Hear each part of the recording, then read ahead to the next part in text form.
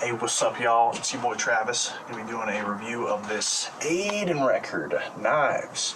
Now, I have never been a huge fan of Aiden. I would call them one of the more generic bands to come out of this whole mainstream, like post-hardcore scene. There were a lot of bands in the 2000s, like The Used, Silverstein, Thursday, Hawthorne Heights, the list goes on. There were a lot of bands like that that got really famous, and Aiden is kind of like the aftermath of that, just taking that whole formula and trying to add, I don't know, some more Misfits-y style to it, which I would even argue got perfected way more with a band like AFI.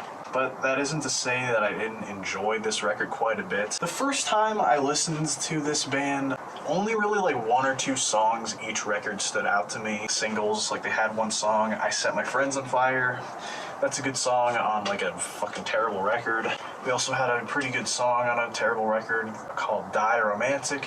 I really liked that song. But listening back to them recently, I can actually see a bit of substance to their stuff. Maybe it could have to do with the fact that I've gotten a lot more into this type of music. The only reason I'm even really reviewing this specific album is because I saw this for like $1 at my record store. Like, as much as I like this record, I cannot really truthfully say that there's a lot here to stand out among their discography.